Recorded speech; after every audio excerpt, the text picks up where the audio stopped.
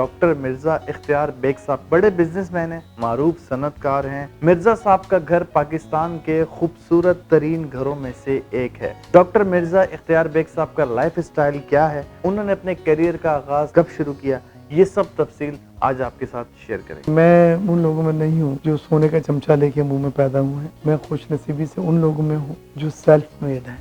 Urdu point की videos देखने के लिए हमारा चैनल सब्सक्राइब कीजिए और बेल के आइकन पर क्लिक कीजिए ताकि आप हमारी तमाम आने वाली वीडियोस से बाखबर रह सकें।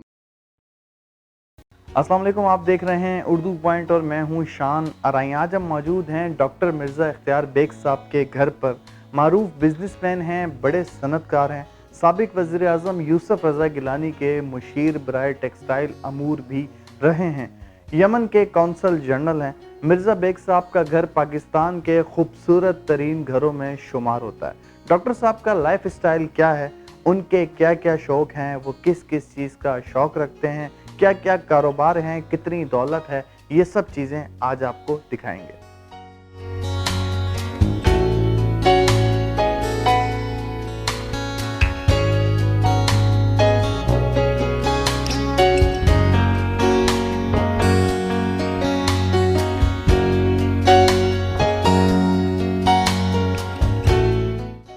बेग साहब, बड़ा खूबसूरत आपने घर बनाया हुआ है माशाल्लाह। ये कितने गज पर है और इसमें आपकी अकेले की कंट्रीब्यूशन थी और फैमिली मेंबर्स ने भी इसको सजाने में किरदार अदा किया है? नहीं, देखिए ये तो 6000 स्क्वायर यार्ड पर है और तकरीबन दोनों का 56,000 का बड़ा एरिया है।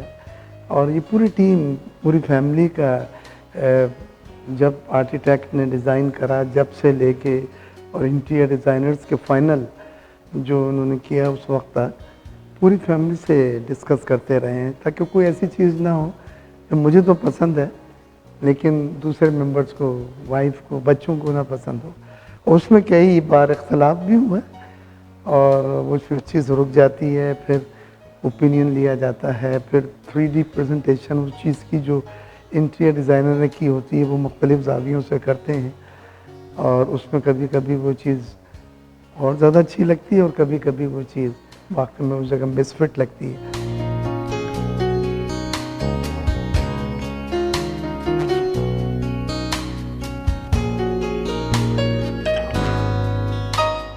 बेग साहब, आप अपना जो खूबसूरत घर है ये पूरा हमें विज़िट करवाएं, बताएं आपका फेवरेट रूम इसमें कौन सा है और कौन कौन सी जगह आपकी पसंदीदा है?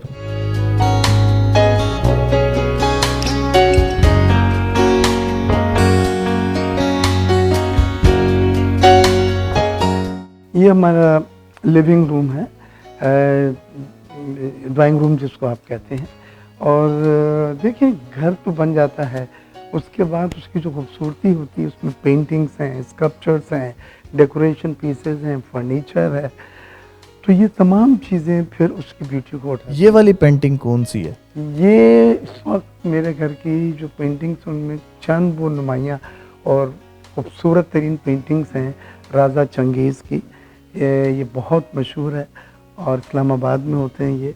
और खुशी की बात यह है कि मेरे घर में लगाने के लिए वो ख़ुद इस्लामाबाद से आए थे और उन्होंने कलर का फिर सिलेक्शन किया है कि इस थीम में कौन सा कलर की पेंटिंग्स होनी चाहिए।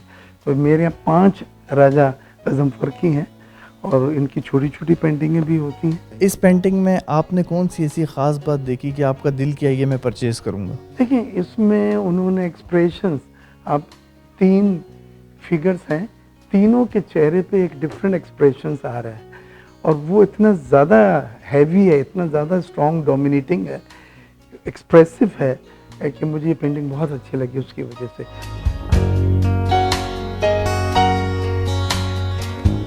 आप पेंटिंग्स को इतना समझते हैं, बचपन से शौक़ रखते हैं या पेंटिंग्स का शौक़ बाद में पैदा हुआ? मेरा स्टार है शान पाइसेस, और पाइसेस वाले जो होते हैं स्टार वाले, हूत जिसको फिश कहते हैं, वो लव ब्यूटी, उन्हें पानी बहुत अच्छा लगता है, झरने की आवाज़ अच्छी लगती है, पेंटिंग्स अच्छी लगती हैं, स्कल्पचर्स, म्यूज़िक ख़ास तौर से उन्हें बहुत पसंद है। ये अपने स्टार की फील की वजह से आपके घर में स्विमिंग पूल्स भी 2 से 3 हैं? जी हाँ, वो कहीं पे जैसे नीचे एंटरटेनमेंट का एरिया है तो वहाँ पे एक अलग अंदाज में पानी को पेश किया है। अब ये सामने आप जो देख रहे हैं बाहर, उसको एक अलग अंदाज में पेश किया है। तो लेकिन मेन मकसद यही होता है कि उसमें एक खूबसूरती लाना। आपने 2 से 3 पेंटिंग्स में 3 फिगर वाली पेंटिंग का जिक्र किया है 2 से 3 दफ़ा। ये 3 फिगर वाली पेंटिंग्स की क्या कहानी है? आप ज़ाती तौर पे 3 फिगर वाली पेंटिंग क्यों पसंद करते हैं? नहीं, मैं 3 का नहीं पसंद करता, लेकिन चंगेज़ का जो कॉन्सेप्ट है जनरली फिगर में, वो इसी तरह का है और ये उसकी पहचान है। जो उसकी पेंटिंगों को जानते हैं वो वहाँ से पहचान जाएंगे कि ये चंगेज़ की है, और चंगेज़ आजकल एक बड़ा नाम है। हर पेंटिंग के पीछे कोई ना कोई मैसेज है, कोई डिटेल है, कोई ना कोई कहानी है। जी जी बिल्कुल, उसके पीछे एक फिलॉसफी है।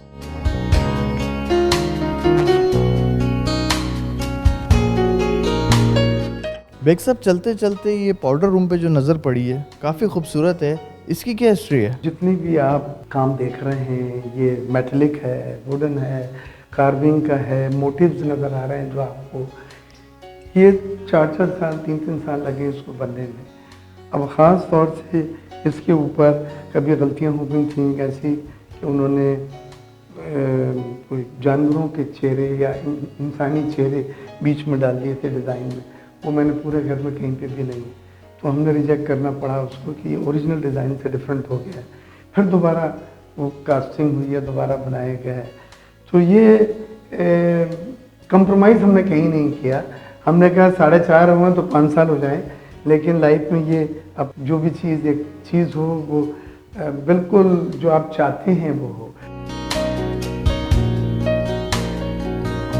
बेग साहब, ये डाइनिंग टेबल बड़ा खूबसूरत है, कहाँ से बनवाया है ये? देखिए, हमारा फर्नीचर मुख्तलिफ जगहों का, जैसे लिविंग रूम है, डाइनिंग रूम है, पॉलर है, स्टडी है। वो पाकिस्तान की बहुत ही मशहूर पारसी हैं, 100 साल से उनके वालिद, फिर उनके वालिद करते थे लारी साहब। वो ये ऑर्डर लेने से पहले इंटरव्यू करते हैं, जिसके लिए ऑर्डर लिया जा रहा हो। आपसे क्या इंटरव्यू किया आपने? मैं तो पेटे पे नाराज़ हुआ। मैंने कहा मुझे जाके क्या इंटरव्यू देना, आप जाके इंटीरियर डिज़ाइनर के साथ डिज़ाइन देख के मुझे उसकी वो ला दो 3D प्रेजेंटेशन में देख के। उसने कहा नहीं पापा, उनके रिक्वायरमेंट वो मिलना चाहते हैं, वो आपका एस्थेटिक सेंस और देखना चाहते हैं कि व्हाट एग्जैक्टली किस टाइप की चीज़ आपको वो बना के दें, अपोस्ट्री वगैरह के लिए वो आपसे। तो फिर मैं गया एक कंसीव का, जैसे ये पोस्ट्री इटली से आई है, उसकी वाइफ इंपोर्ट करती हैं, वो पाबंद है कि टेबल, ये डाइनिंग टेबल यहीं पाकिस्तान में तैयार हुआ है, ये इटली से आई? नहीं, ये कपड़ा बाहर से आया है, बना तो ये भी यहाँ पे है। एक पेंटिंग बेग साहब यहाँ मजीद लगी हुई है।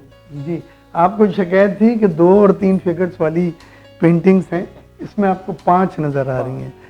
तो और इसका कलर इतना खूबसूरत है, और ये वो कलर था जो 2 बार खुद राजा चंगेज़ ने बदला। एक लगाई थी, दूसरी फिर उनको नहीं पसंद आई यहाँ के हिसाब से इसके बैकग्राउंड में, तो वो ले गए, फिर दोबारा उन्होंने जो दी। तो ये is one of the most beautiful painting.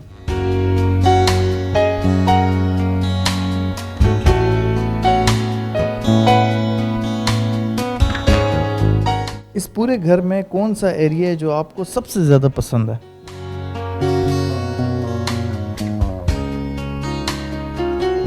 ये स्टडी है और ये मुझे सबसे ज़्यादा पसंद, मैं सबसे ज़्यादा कंफर्टेबल फील करता हूँ और कोशिश करता हूँ अगर छोटे मीटिंग हो तो यहीं पे करूँ।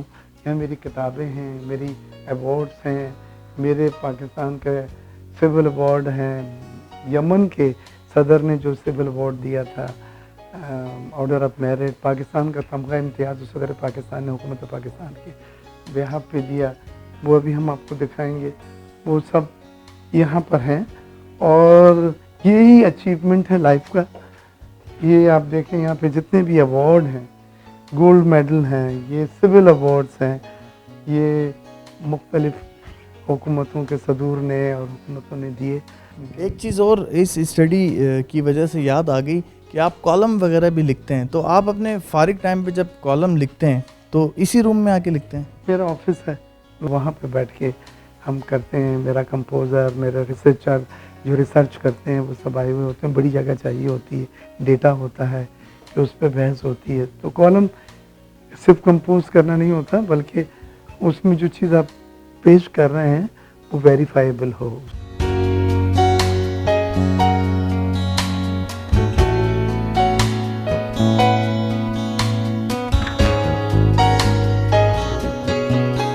आपके घर को देख के लगता है कि काफ़ी शौक़ था आपको कि मैं एक अच्छा घर बनाऊंगा, काफ़ी सारी उसके अंदर चीज़ें जो है वो दुनिया भर से इकट्ठी करके सजाऊंगा।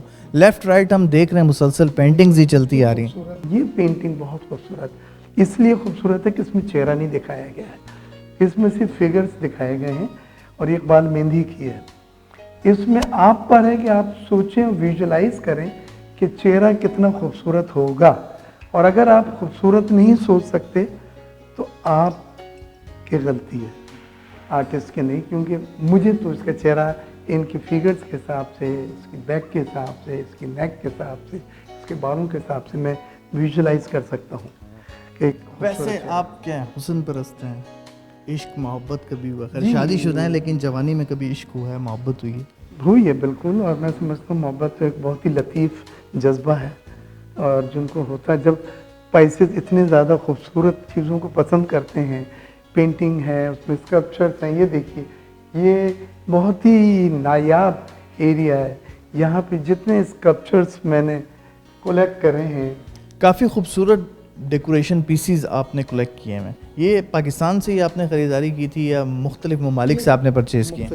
जब ये आर्ट गैलरीज में ऑक्शन वगैरह होते हैं और मैं उनकी लिस्ट पे हूँ, मैं ट्रैवल कर रहा हूँ, मैं जाता हूँ, और जब अगर लाना होता है तो भाई हैंड उसको लाते हैं कि वो टूट ना जाए। बड़ी हैवी भी चीज़ें इसमें सालों से, ये रातों रात नहीं होते, आप गए और दुकान से ख़रीदो ला के लगा दिया। इसमें 25-30 साल का कलेक्शन है ये आपका। ये घर में मेरा ऑफिस है, और कोरोना के बाद बहुत ज़्यादा काम जो है शुरू में जब कोरोना की शिद्दत थी वो घर से किया जा रहा था।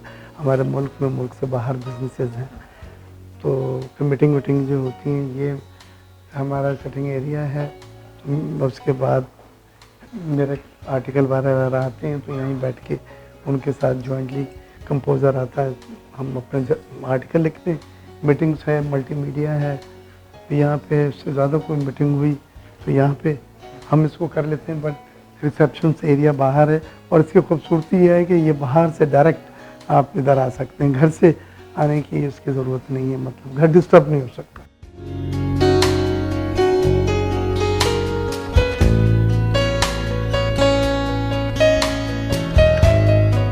बहुत सारे लोग सोने का चम्मच लेके पैदा होते हैं। आपके सफ़र में, आपके कैरियर में, आपकी कामयाबी के पीछे आपकी अपनी मेहनत है, या बहुत सारे लोगों की दौलत के पीछे, या उनकी कामयाबी के पीछे, या उनके पास जो पैसा है वो उनके आबा व अजदाद से उनके पास आए? तो आपके इस पूरे कैरियर में या आपके सफ़र में आपकी कामयाबी का राज क्या है? देखिए, मैं उन लोगों में नहीं हूँ जो सोने का चमचा लेके मुंह में पैदा हुए हैं। मैं खुशनसीबी से उन लोगों में हूँ जो सेल्फ मेड है, जो ख़ुद से मेहनत करके, अल्लाह ताला का करम, वालिदैन की दुआएं, बिलखुसूस मेरी वालदा के दिन रात की दुआएं उसमें शामिल थी। बहन भाइयों में एक एका है, बिलखुसूस इश्तियाक बेग जो मेरे पार्टनर भी हैं, मेरे दोस्त भी हैं, मेरे नेबर भी हैं, बराबर वाला घर उनका है, हमारी सेम बाउंड्री वॉल है, सेम लॉन है। वालदा ने यही कहा था कि 1 और 1 11 होते हैं, तो वो यूनिटी हमने अब 35-40 साल हो गए रखी है, और हमारे बच्चे भी अल्लाह ने चाहा इसको आगे लेके चलेंगे। वज़ीर आज़म के मुशीर रहे, बराए टेक्सटाइल, कौंसल जनरल अब यमन भी हैं, डिप्लोमेट्स में, तमाम डिप्लोमेट्स का डीन भी हूँ, ऑनरी कौंसल जनरल्स का कराची में। बिज़नेस कम्युनिटी की नुमाइंदगी करता हूँ, federation of Pakistan chamber of commerce का मैं सीनियर नायब सदर रहा हूँ, और आजकल UBG ग्रुप जो पूरे पाकिस्तान का बिज़नेस कम्युनिटी का सबसे बड़ा ग्रुप है, उसका मैं एक आला ओहदेदार हूँ। तो अल्लाह ताला ने ये चीज़ भी दी। उसके बाद फिर कभी महसूस होने लगी कि अब क्या चाहिए, तो पता चला असली चीज़ में हमने अपने आप को इन्वॉल्व नहीं किया था, वो है कार खैर करना, लोगों की मदद करना, यूथ की रहनुमाई करना। फिर मैंने पिछले कुछ 27 साल से मैं कॉलम लिख रहा हूँ जंग में माशियत पे, क्योंकि मैंने PhD की है इकनॉमिक्स में, और यंग लोगों को रहनुमाई करते हैं यूनिवर्सिटीज़ में, नीपा में, नेशनल डिफेंस यूनिवर्सिटी में, इकरा में, बहरिया में, और ये लेक्चर वगैरह देते हैं बजट के ऊपर, सेमिनार्स, कॉन्फ्रेंसेस, ये कोशिश करता हूँ। उसके साथ साथ अल्लाह ताला ने एक बहुत बड़ी सादत दी है कि मेक ए विश फाउंडेशन एक हमारी फैमिली की ऑर्गेनाइजेशन NGO जो इंटरनेशनल है, अमेरिकन, और 63 ममालिक में उनके ऑफिस हैं। और वो ये करते हैं कि वो बच्चे जिनको डॉक्टर जवाब दे देते हैं मोस्टली कैंसर में वो होते हैं या ब्लड कैंसर में होते हैं, उनकी आखिरी ख्वाहिशें पूरी करते हैं। और मैं उसका सेक्रेटरी जनरल हूँ, बोर्ड का डायरेक्टर भी हूँ, मेरा भाई इश्तियाक भी फाउंडिंग प्रेसिडेंट है। और 13,000 अब तक हम ख्वाहिशें पूरी कर चुके हैं बच्चों की, और अभी मज़ीद बहुत बड़ी लिस्ट है उन ख्वाहिशों की जो पूरा कर रहे हैं और करनी है। और यकीन करें इस चीज़ में जो सुकून मिलता है, जो सेटिस्फेक्शन मिलता है, वो कहीं नहीं। आपने पूछा आपका सबसे बड़ा अकम्पलिशमेंट क्या है, मैं उम्र के हिस्से में ये तो नहीं कहूँगा कि बिज़नेस में बड़ी कामयाबी, हमारे बड़े डाइवर्सिफाइड बिज़नेस हैं।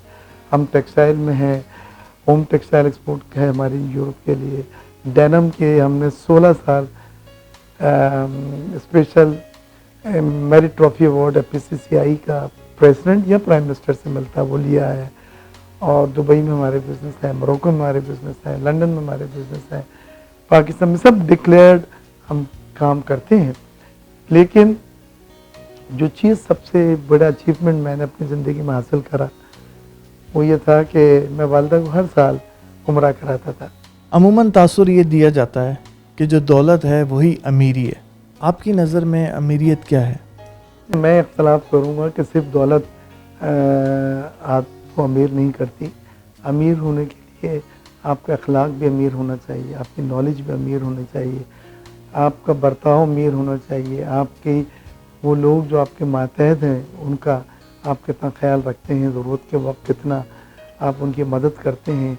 अगर ये सब चीज़ें आप में नहीं हैं, मेरे नज़दीक आप बहुत गरीब हैं। मैंने ऐसे लोगों को भी देखा है कि वो आर्मानी का सूट और बाली के शूज़ पहन के, लेकिन जब वो मुँह खोलते हैं तो लोग कहते हैं यार ये नहीं बोलते तो अच्छा था। उनकी बात में एक वज़न नहीं होता, सब्सटेंस नहीं होता। तो अमीरियत लफ्ज़ एक बड़ा जामे लफ्ज़ है, और मैं सिर्फ पैसे को अमीर नहीं कहता, बल्कि इट शुड बी इन टोटो, वो मुकम्मल। अगर आप अमीर हैं हर चीज़ में तो फिर आप अमीर कहलाए जा सकते हैं। आपकी ऐसी कौन सी अचीवमेंट थी कि यमन ने आपको अपना एजाज़ी कौंसल जनरल मुकर्रर किया? दूसरी तरफ हमने आपकी गाड़ियाँ देखी हैं घर पे, गाड़ियों पर मुख्तलिफ ममालिक के झंडे हैं, ये क्या वजह है? देखिए हमारे माशाल्लाह अल्लाह ताला क्या बड़ी मेहरबानी है कि 4 कौंसलेट्स हैं हमारे घर में। मैं यमन का कौंसल जनरल हूँ और तमाम consul general, honorary consul general का डीन भी हूँ जो सदर होता है। और वर्ल्ड फेडरेशन ऑफ कौंसल, दुनिया के जो कौंसल जनरल उनका बोर्ड है 7 आदमियों का, उसमें भी मैं डायरेक्टर पिछले 12 साल से इलेक्ट होकर आ रहा हूँ। 3-3 साल की टर्म होती है। हमारे यहाँ मेरा बेटा जो है वो पोलैंड का कौंसल जनरल है, मेरी वाइफ जो है वो जमैका की कौंसल जनरल है, मेरे भाई इश्तियाक मराकश के कौंसल जनरल हैं, और मैं यमन का कौंसल जनरल। तो 4 हमारे हैं। तो ये गाड़ियों पे इन ममालिक के जो डिप्लोमेटिक नंबर प्लेट होती है और इनके झंडे होते हैं, ये गाड़ियाँ आपको इसलिए नहीं है कि नमूद नुमाइश के लिए हैं, बल्कि ये जब इन ममालिक के हाई ऑफिशल्स आते हैं, एम्बेसडर आते हैं इस्लामाबाद से या अपने ममालिक से विज़िट करते हैं, डेलीगेशंस आते हैं, तो ये इन्हें रिसीव करना होता है और उनको लॉजिस्टिक में वो यूज़ करते हैं उसको अपने मुल्क के झंडे के साथ। तो इसलिए एक फ्लीट रखना पड़ता है आपको वो प्रोटोकॉल देने के लिए। लेकिन इनका हरगिज़ ये मकसद नहीं होता कि ये गाड़ियाँ कोई नमूद नुमाइश के लिए। हमने देखा कि आपको पेंटिंग्स का बहुत ज़्यादा शौक़ था, एंटीक चीज़ों की कलेक्शन का बहुत ज़्यादा शौक़ है। इसके अलावा आपके कौन से और शौक़ हैं? स्पोर्ट्स आप क्या पसंद करते हैं? जानवरों में आपको एनिमल्स, पेट्स वगैरह, इनमें कौन सी चीज़ें पसंद हैं? गाड़ियों में आपको कौन सी गाड़ियाँ पसंद हैं? देखिए एंटरटेनमेंट एरिया में आपने देखा पियानो है, और 135 साल अब पियानो हमने ट्रेजर करा हुआ है। वो मैं कभी प्ले करता हूँ, मेरा बेटा अच्छी प्ले करता है। और बाकी जो है किताबों का मुझे बहुत शौक़ है। आप देखेंगे इस कमरे में भी, ऑफिस में भी मेरी किताबें मैंने अपनी 9-10 किताबें लिखी हैं और बायोग्राफी लिखी है, लिमिटलेस पाकिस्तानी। तो लिखने पढ़ने का शौक़ मुझे बचपन से है और वो अब तक मैं उसको कंटिन्यू कर रहा हूँ। मैंने 1000 से ज़्यादा कॉलम लिखे हैं जंग में, और 1000 से ज़्यादा टीवी के इंटरव्यूज़ मेरे अभी तक हो चुके हैं। आपका 1000 के ऊपर वाली गिनती में आएगा इंशाअल्लाह। तो अल्लाह ताला का बहुत करम है कि लोग पसंद करते हैं, इज़्ज़त देते हैं। और पाकिस्तान में मैंने देखा लोगों को इज़्ज़त भी मिली है, लेकिन बाद में पता चला कि वो लोग करप्शन वगैरह में इन्वॉल्व थे, तो इज़्ज़त चली भी गई। मेरा अल्लाह ताला से सिर्फ यही दुआ होती है कि अल्लाह ताला तूने जो इज़्ज़त जो मुकाम दिया मर्तबा इसको कायम रखना। ज़िंदगी में जीते जी जो बच्चों ये फ़ख्र से आपको कहते हैं कि मैं डॉक्टर इख्तियार बेग का बेटा हूँ, वो फ़ख्र बाकी रहे आपकी ज़िंदगी में। और मैंने जब मैं वज़ीर आज़म गिलानी साहब का मुशीर था बराए टेक्सटाइल प्राइम मिनिस्टर का, तो मैंने ऑनरी काम किया। मैंने एक आना नहीं लिया ट्रैवलिंग में, या बाहर मुल्क से बाहर विज़िट्स होती थी, या अपनी सैलरी तनख्वाह कुछ भी नहीं, बल्कि मैं विज़िटिंग कार्ड का बिल आता था तो वो भी मैं कहता था कि मेरा अकाउंट से पे होगा। तो अल्लाह ताला ने इतना दिया है, मैं मुल्क को बोझ नहीं बनना चाहता था। मुल्क ने जो इज़्ज़त दी है, जो मुकाम मर्तबा दिया है, मैं इस लायक नहीं। तो मैं अल्लाह ताला का इतना करम है कि सब हुकूमतों में मैं मुस्बत बात करता हूँ, जो अच्छी चीज़ें होती हैं वो एक्नॉलेज भी करता हूँ, चाहे वो किसी की हुकूमत। और गलत चीज़ें होती हैं उनकी तनकीद भी करता हूँ, लेकिन तनकीद होती है कि उसमें प्रपोजल्स होते हैं, उसमें इस्लाहात बताई जाती हैं जिससे मुल्क के लिए बेहतर की जा सके। आपके बारे में लोग ये राय रखते हैं कि आपने 25-30 साल जो है वो एक ही पार्टी पाकिस्तान पीपल्स पार्टी को दी, आप इस पार्टी के साथ लॉयल रहे। दूसरी तरफ देखा जाए तो बहुत सारे लोग अपनी पार्टियां बदली भी करते हैं, दूसरी पार्टीज़ को ज्वाइन करते हैं। बेनज़ीर भुट्टो साहिबा के आप जो है वो काफ़ी करीब रहे। अब आपकी अंडरस्टैंडिंग किससे ज़्यादा अच्छी है? जरदारी साहब से ज़्यादा अच्छी है, बिलावल भुट्टो साहब से ज़्यादा अच्छी है? देखिए, पहली चीज़ तो है कि लॉयल्टी जो मेरे नज़दीक बड़ी अहमियत रखता है, और लॉयल आप नहीं है तो आप अपने साथ भी मुखलिस नहीं है और सामने वाले के साथ भी मुखलिस नहीं है, तो ये तो खसारे का सौदा है। यस, 94 से मैं पीपल्स पार्टी के साथ ज्वाइन करा। शहीद बेनज़ीर भुट्टो ही के कहने पे 2 इलेक्शन भी लड़े, और फिर एक इलेक्शन वो भी लड़ा जब उन्होंने नवाज़ शरीफ साहब से कहा कि वो अपने कैंडिडेट सलीम ज़िया साहब को मेरे मुकाबले में विड्रॉ करा दें, और हम एक जॉइंट कैंडिडेट पाकिस्तान में अपना वो कैंडिडेट रखेंगे जो इलेक्शन लड़ेगा। और फिर नवाज़ शरीफ साहब कराची आए और 30-40 कैमरों में उन्होंने ऐलान करा, सलीम ज़िया को बिठाया मेरे हक़ में। और फिर लोगों ने देखा कि शॉन सर्किल पे वो पैनाफ्लेक्स लगे जिसमें तीर का निशान भी है और शेर का भी निशान है, और पूरे पाकिस्तान में एक हल्का था जो में जॉइंट कैंडिडेट था, दोनों बड़ी सियासी जमातों, बाकी पार्टियों में भी ANP ने और जो सुन्नी जमात वाला ने मुझे सपोर्ट किया। इलेक्शन में जीत गया था, 60,000 वोट लिए थे, लेकिन उन दोनों में MQM का एक अपना तूती बोलती थी, और फिर कुछ साबिक़ इख्तियार लोग भी उनको सपोर्ट करके रातों रात उन्होंने रिज़ल्ट बदला। तो बहुत दुख है मुझे कि आवाम की मैंडेट के रिस्पेक्ट में नहीं करवा सका, उसके साथ धांधली हुई है। लेकिन लोगों ने ये देखा कि दिल खोल के वोट दिए मुझे, और मैं मशकूर हूँ उनका। अभी भी बिलावल साहब के साथ मेरा राब्ता है, और बिलावल साहब पीपल्स बिजनेस फोरम का मैं सदर भी हूँ, और बिलावल साहब जो हैं अभी बिजनेस कमेटी को उन्होंने कहा कि घर पे डिनर रखें, वो आएंगे, मिलना चाहते हैं। वैसे आते रहते हैं घर पे आपके बिलावल साहब? जी, हमारे ये जितने लीडर्स हैं ये आते रहते हैं। बस फ़र्क ये है कि इश्तियाक साहब से बुलाते हैं और वो मेज़बान होते हैं तो वो नून के होते हैं, और मैं जब करता हूँ तो पीपल्स पार्टी के होते हैं। लेकिन हम अपने सियासी वाबस्तगी गैर ज़रूर है, लेकिन हम एहतराम करते हैं। हमने कभी कोई ऐसी बदतमीज़ी या कोई ऐसी चीज़ नहीं की जिससे किसी को आज़ारी हो।